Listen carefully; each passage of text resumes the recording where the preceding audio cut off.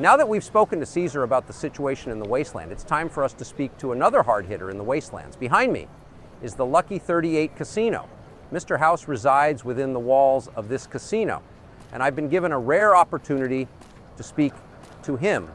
Robert Edwin House, known simply as Mr. House, is a character who embodies both genius and ambition. Before the bombs fell, House was a technological prodigy and a highly successful entrepreneur. He founded Robco Industries, a company that revolutionized robotics and computer systems in the pre-war era. What sets Mr. House apart from others is not just his intellect, but his extraordinary foresight. He predicted the nuclear devastation that would engulf the world and took unprecedented measures to secure his survival. House placed himself in stasis inside a sophisticated life support chamber within the Lucky 38 Casino, right on the Las Vegas Strip. This advanced technology has allowed him to live far beyond a normal human lifespan, continuing to exert his influence over New Vegas from his secure stronghold. In the harsh and chaotic environment of the Mojave Wasteland, Mr. House stands out as a beacon of order and vision. He controls an army of Securitrons, robotic enforcers that patrol the Strip and maintain his rule. House's vision for New Vegas is one of prosperity and stability, restoring the city to its former glory and beyond. However, Mr. House is also a controversial figure. His methods are often seen as ruthless, and his unwavering focus on his grand vision leaves little room for dissent. He believes that under his guidance, New Vegas can become a utopia in the wasteland, free from the influence of other factions such as the new California Republic and Caesar's Legion. Tonight, we have the rare opportunity to speak with Mr. House himself. We'll delve into his plans, his motivations, and his views on the future of New Vegas. Stay with us for what promises to be a riveting conversation with one of the most compelling figures in the world. Mr. House, you have a reputation as one of the most brilliant minds in the post-apocalyptic world. Your longevity and continued influence over New Vegas are nothing short of extraordinary. Can you tell us, what was it like growing up as a kid in 2020? Well, Tucker, growing up in 2020 was an experience unlike any other, marked by a rapid evolution in technology and media. The skibidi toilet videos, as strange as they might seem, were a product of their time, a reflection of a culture increasingly driven by short attention-grabbing content. As a child, I found skibidi toilet to be both absurd and oddly fascinating. On the surface, it was a series of nonsensical, humorous videos that provided a momentary escape from reality. But even then, I saw beyond the superficiality. These videos demonstrated the profound impact of viral media in capturing the public's attention and influencing popular culture. Watching skibidi toilet and similar content taught me valuable lessons about human behavior and the power of media. I observed how easily people could be captivated by the bizarre and the unexpected, and how these elements could be used to disseminate information quickly and widely. Moreover, the digital landscape of 2020 was a treasure trove of information and innovation. It was an environment where one could learn, create, and influence at an unprecedented scale. For someone like me, with a natural inclination towards technology and strategic thinking, it was a fertile ground for developing the skills and insights that would later shape my vision for New Vegas. In essence, growing up watching skibidi toilet and other digital phenomena of the time was an exercise in understanding the dynamics of media and influence. It reinforced the idea that in a world driven by information and entertainment, those who can master these tools hold the keys to shaping society. It's truly impressive how you've managed to maintain such a sharp intellect and unwavering vision in this chaotic world. I mean, from a child, you used to watch skid marks in the toilet. You've clearly avoided this pitfall, keeping your mind focused and undistracted. Wait, what did you just say? I said skid marks in the toilet. I mean, I must admit, I find it weird why a child would watch doo-doo feces stuck inside a toilet, or better yet known as skid marks in the toilet, but each to their own.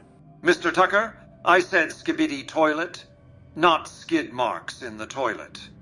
You also failed to understand with your esteemed boomer acquaintance the phenomenon of skibidi toilet and similar digital curiosities may seem perplexing at first glance. It represents a cultural shift, a product of the rapid evolution of digital media and entertainment in our time. You see, skibidi toilet isn't merely about its superficial absurdity. It's a reflection of how modern communication and creativity have evolved. It taps into the humor and creativity of a generation raised on instantaneous access to global information and boundless digital expression. For younger generations, platforms like YouTube are not just sources of entertainment, but arenas for cultural exchange and innovation. They provide a canvas for new forms of humor and social commentary that may seem unconventional to those accustomed to more traditional media. The challenge lies in recognizing that while skibidi toilet may appear nonsensical on the surface, it holds deeper cultural significance. It reflects a new digital language, a way for individuals to connect and express themselves in a rapidly changing world. To dismiss it outright as mere frivolity is to overlook its role in shaping contemporary discourse and creativity. Embracing these new forms of expression allows us to bridge generational gaps and appreciate the diversity of perspectives in our ever-evolving society. Well, I think the real question here is why anyone would find entertainment in observing skid marks in the toilet. It's certainly not something I'd consider a pastime, but hey, to each their own, right? Maybe there's some hidden artistic value or existential contemplation going on there that I'm just not privy to. Or maybe it's just a case of unique preferences in a world where digital content knows no bounds. Mr. Tucker, the skibidi toilet was not poo and wee-wee in a toilet bowl. Skibidi Toilet is a series of videos that blend humor with surreal imagery, such as a man with his head in the toilet, and often featuring unexpected twists and nonsensical scenarios. Its appeal lies in its ability to capture attention through sheer unpredictability and creative expression. Boomers, while certainly capable of appreciating humor across generations, may not always connect with Generation X jokes due to these cultural differences. It's not a matter of one generation being superior to another, but rather a reflection of how different life experiences and societal contexts shape our senses of humor and outlook on life. I mean, didn't you boomers have memes? Or jokes? Or was you too busy destroying the world? You know, the weak men create hard times, right? Well, just take a good look around. Looks pretty hard to me. A boomer, you say? That's quite a statement coming from a man who's been around since before most of our audience was born. Allow me to elucidate. A boomer is not merely a generational label. It represents a mindset. It is the stubborn adherence to outdated ideas, the refusal to adapt to new realities, and the clinging to a world that no longer exists. You, Tucker, embody this mindset perfectly. That's quite a sweeping generalization. My viewpoints are shared by many, not just those of a certain age. Indeed, but it's the nature of those viewpoints that marks you as a boomer. You resist change, viewing it as a threat rather than an opportunity. You hold on to antiquated notions of society, economy, and governance while the world around you evolves. My vision for New Vegas is not bound by the limitations of the past. It embraces the limitless possibilities of the future. Are you suggesting that progress should disregard tradition and the values that built our society? I'm suggesting that progress should be unshackled by the fears and insecurities of those who cannot see beyond their own nostalgia. Tradition has its place, but it should not be a barrier to innovation. You see the future as something to be feared, a disruption to the comfortable status quo. I see it as an era ripe with potential, one that requires bold thinking and a willingness to let go of what no longer serves us. So, in your view, my caution and skepticism are simply relics of a bygone era? Precisely. Your caution is born of an inability to comprehend the rapid pace of change and the benefits it can bring. Your skepticism stems from a deep-seated fear of the unknown. A true visionary, someone who will shape the future, cannot afford to be encumbered by such limitations. That, Tucker, is why you are a boomer. Let's just backpedal for a second here, Mr. House. I wanted to ask. You've spoken at length about your vision for New Vegas. Can you provide specifics on the changes you intend to implement? Tucker, my vision for New Vegas is nothing short of revolutionary.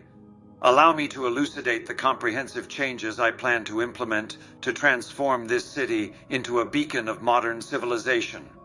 Firstly, we must address the foundation of any thriving city: infrastructure. New Vegas will undergo a complete overhaul of its power grid. Leveraging the abundant sunlight of the Mojave Desert, we will implement cutting-edge solar power technology. Additionally, I have made significant advancements in fusion energy, which will complement our renewable sources, ensuring a stable, sustainable, and virtually limitless supply of power. Security and governance are paramount to the city's success. The current lawlessness and corruption are unacceptable. I will deploy an army of Securitrons, highly advanced robotic enforcers equipped with state-of-the-art artificial intelligence. These units will maintain order with unrivaled efficiency and precision, eliminating human error and corruption. While some may view this as authoritarian, I assure you that personal freedoms will be upheld. Citizens will enjoy unprecedented liberties within the framework of a secure and orderly society. Economic revitalization is another cornerstone of my plan. While the casino industry will remain a vital part of our economy, it will be but one facet of a diverse and dynamic economic landscape. We will attract businesses and investors from across the wasteland, transforming New Vegas into a hub of commerce and innovation. Technology, manufacturing, and research sectors will flourish, creating a robust and resilient economy. For the average citizen, these changes will translate into a markedly improved quality of life. With enhanced infrastructure and security, daily life will become safer and more comfortable. The influx of new industries will generate a wealth of employment opportunities.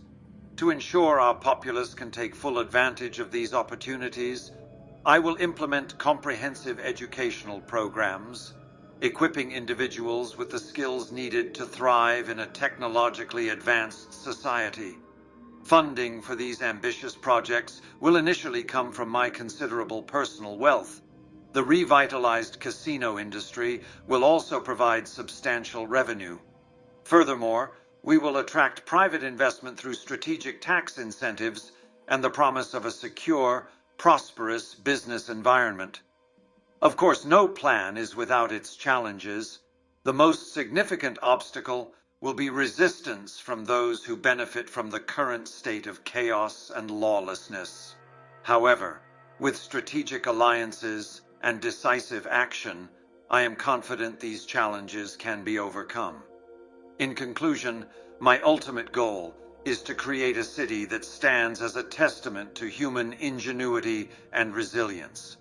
New Vegas will be a shining example of what is possible when vision and technology converge. A place where the future is not just anticipated, but actively shaped. Tell me, Mr. House, New Vegas is surrounded by various factions, each with their own ambitions and influence. How do you plan to handle these groups to ensure your vision for the city prevails? Tucker, New Vegas is a nexus of competing factions, each with their own ambitions and visions for the future. My strategy to handle these factions is crucial for ensuring that my own vision for New Vegas prevails. Allow me to elaborate on how I will address each of these groups. First, the New California Republic, NCR. The NCR is the largest and most organized faction with ambitions of annexing New Vegas and imposing their bureaucratic rule. While their infrastructure and resources are valuable, Their governance style is incompatible with my plans for an independent and thriving New Vegas. Therefore, I will engage in a strategic partnership with the NCR, allowing them access to trade and limited influence in exchange for their military support against more immediate threats. However, I will ensure that New Vegas remains autonomous, preventing the NCR from gaining control and imposing their bureaucracy on our operations. Next, Caesar's Legion. The Legion is a brutal, expansionist force that seeks to conquer New Vegas and impose their oppressive rule. Their methods are antithetical to everything I envision for the city. My approach to the Legion will be one of unequivocal resistance. Using my Securitron army, I will defend New Vegas against any Legion incursions, ensuring that their barbaric practices do not take root here. We will maintain a strong defensive posture, ready to strike decisively if they threaten the city. The Great Khans are a nomadic tribe known for their strength and resilience, but also for their involvement in drug trafficking and violence. I will offer the Khans a choice: integrate into the new order of New Vegas and reap the benefits of stability and economic opportunity, or face the overwhelming force of my Securitrons. Those who choose to cooperate will find a place in the New Vegas, while those who resist will be neutralized to prevent any disruption to the city's progress.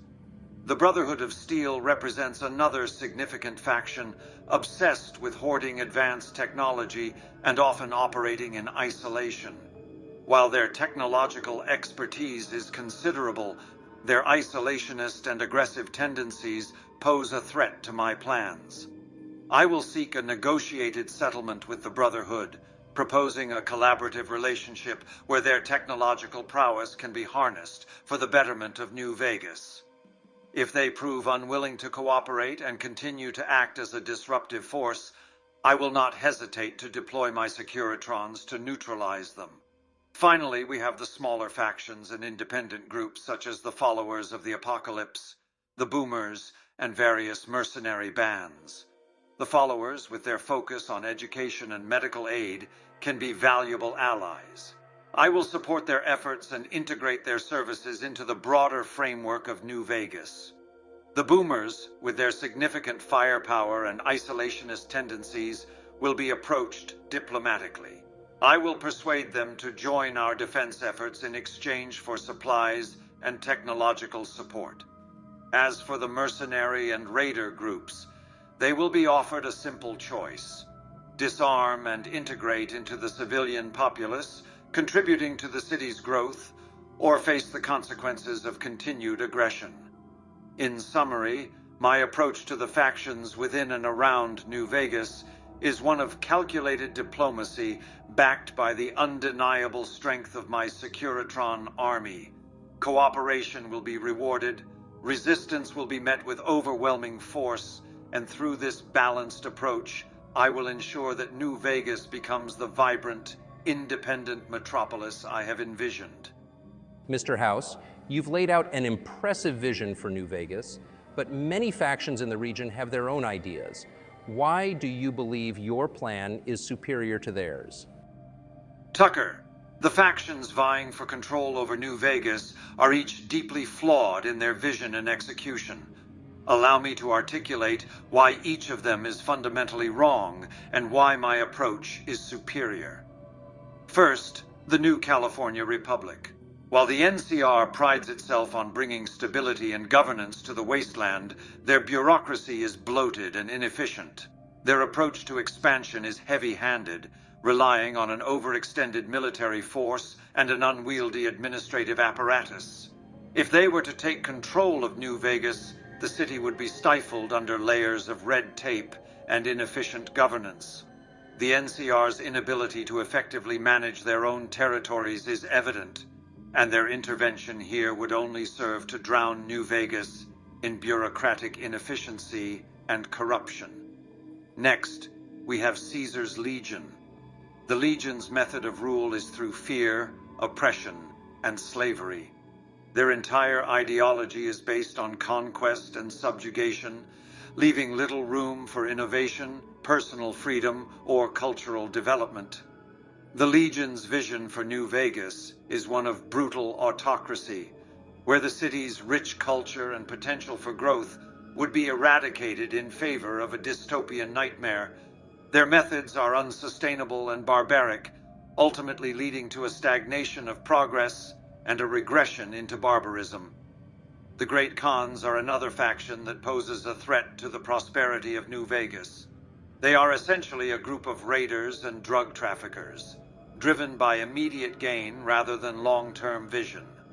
Their reliance on violence and illegal trade undermines any possibility of stable governance or economic growth. Under their influence, New Vegas would devolve into a hub of crime and instability, incapable of achieving any meaningful progress or development. The Brotherhood of Steel, on the other hand, is obsessed with the hoarding of technology. While their technical knowledge is extensive, their isolationist and elitist attitudes prevent them from using this technology for the greater good. They see themselves as the sole custodians of pre-war technology, refusing to share their knowledge or advancements with the wider society. If they were to take control, New Vegas would become an insular and stagnant society, cut off from the benefits of technological progress and innovation. Then there are the smaller factions, such as the followers of the Apocalypse and the Boomers. The followers, though well-intentioned, lack the resources and strategic vision necessary to govern effectively. Their focus on altruism and education is commendable but impractical for managing a complex and growing metropolis like New Vegas. The Boomers, with their significant firepower, are isolationists who distrust outsiders. Their militaristic and insular approach would prevent the city from engaging in the necessary trade and cooperation needed for prosperity. In contrast to these flawed visions, my approach to New Vegas is one of technological innovation, economic prosperity, and efficient governance. I will streamline administration, ensuring that bureaucracy does not hinder progress. I will foster a society based on freedom, security, and development, without resorting to the barbaric methods of the Legion. I will eliminate crime and promote sustainable growth, unlike the Great Khans. I will harness technology for the benefit of all citizens, not just a select few as the Brotherhood would. And unlike the smaller factions, I possess the vision, resources, and strategic acumen to transform New Vegas into a beacon of progress and prosperity.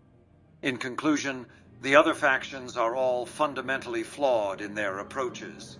They would either stifle New Vegas with bureaucracy, subjugate it with brutality, destabilize it with crime, hoard technology selfishly, or lack the vision and resources needed to govern effectively. My vision is the only one that guarantees a thriving, independent, and forward-looking New Vegas, where progress and prosperity are within reach for all its citizens. From that statement, it sounds to me, Mr. House, that you have no intention of making peace with the current factions. Many people advocate for peace and cooperation among the factions in New Vegas. Why do you believe that making peace with these factions would ultimately fail? Tucker, the idea of making peace with other factions in New Vegas is a tempting proposition, but one that is ultimately impractical and unfeasible given the current geopolitical landscape of the Mojave Wasteland. Allow me to outline the reasons why such endeavors would inevitably fail. Firstly, consider the New California Republic, NCR. They are a sprawling bureaucratic entity with expansionist ambitions extending far beyond their capacity to effectively govern. Their presence in the Mojave is driven by a desire to expand their territory and secure valuable resources. Any attempt at peace with the NCR would require compromising New Vegas's autonomy and subjecting it to the NCR's bureaucratic oversight and regulations. Such concessions would undermine the independence and economic potential that New Vegas thrives upon, inevitably leading to friction and conflict over governance and control. Secondly, there's Caesar's Legion. This autocratic regime operates on principles of conquest, slavery, and the imposition of their totalitarian ideology. Negotiating peace with Caesar's legion would require submitting to their oppressive rule and abandoning the principles of freedom and progress that define New Vegas. Their expansionist nature and disregard for individual rights make any peaceful coexistence a facade, destined to collapse under the weight of their uncompromising demands and brutal methods. The Great Khans present another challenge. They are a nomadic tribe known for their raiding and drug trafficking activities. While potentially amenable to temporary truces or agreements, the Khans' history of violence and opportunism makes them unreliable partners in any long-term peace initiative.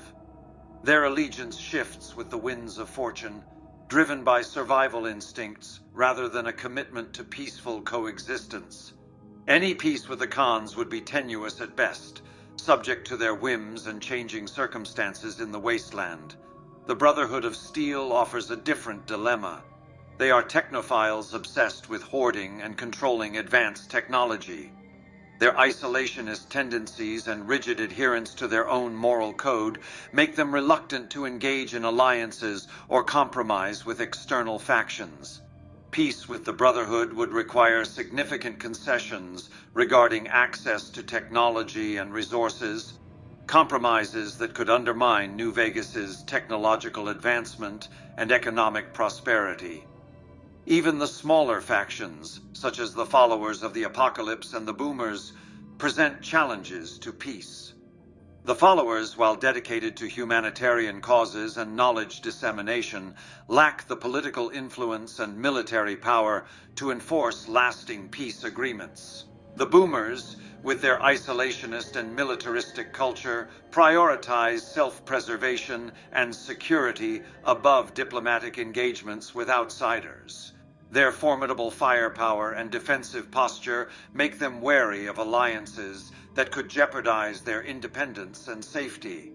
In summary, while the idea of peace with other factions may appear attractive on the surface, the realities of the Mojave Wasteland and the conflicting interests of these factions make it an unattainable goal. Each faction operates under its own set of principles, ambitions, and survival instincts that preclude lasting peace and cooperation.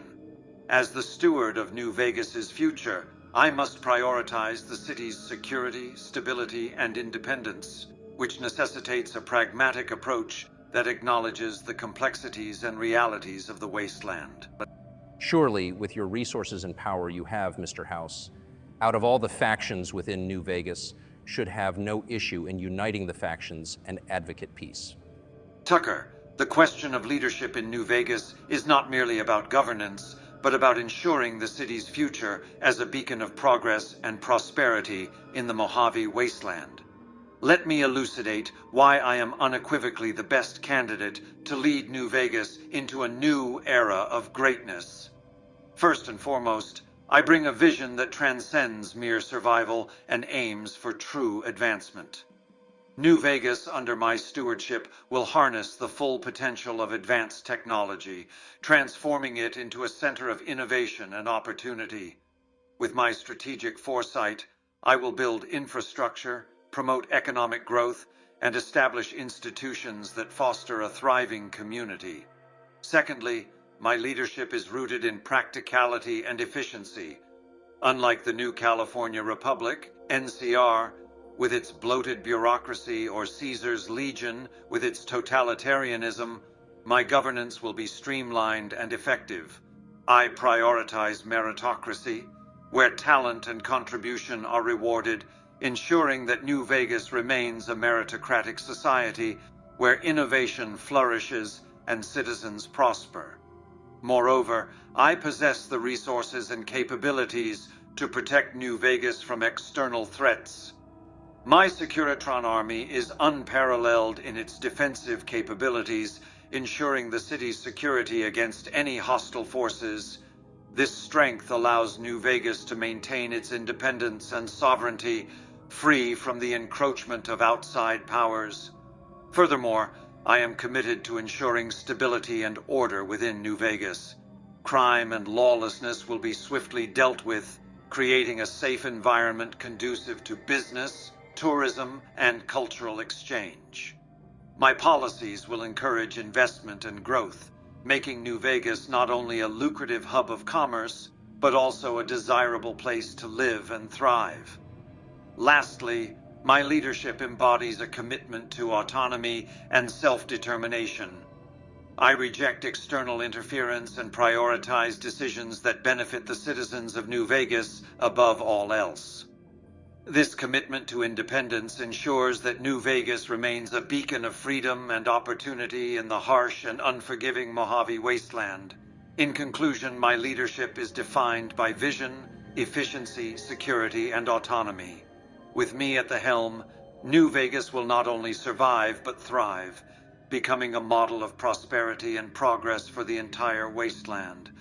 I am the best leader to run New Vegas because I have the vision, the resources, and the determination to lead this city into a bright and prosperous future. My longevity and resilience are a testament to both my foresight and the technology that sustains me. Allow me to clarify how I have maintained my existence and why I am uniquely qualified to govern New Vegas. Firstly, I foresaw the catastrophic events leading up to the Great War and took decisive action to ensure my survival. By preserving my consciousness through advanced technology, I transcended the limitations of mortality. This preservation allowed me to safeguard my knowledge and strategic acumen, positioning me as a guardian of New Vegas's future. Secondly, my prolonged existence has been sustained by the highly advanced facilities and systems that I meticulously developed and maintained over the decades. Through continuous upgrades and enhancements, I have ensured that my physical form and cognitive abilities remain intact and superior to those of ordinary humans. This technological superiority not only extends my lifespan, but also enhances my capabilities to lead and protect New Vegas effectively. Moreover, my long-term perspective and accumulated wisdom are invaluable assets in guiding New Vegas through the complexities of the post-apocalyptic world. I possess unparalleled knowledge of pre-war technology, economics, and governance, allowing me to make informed decisions that maximize the city's potential and prosperity. Furthermore, my commitment to independence and self-determination sets me apart from other potential leaders. I reject external interference and prioritize decisions that benefit the citizens of New Vegas above all else.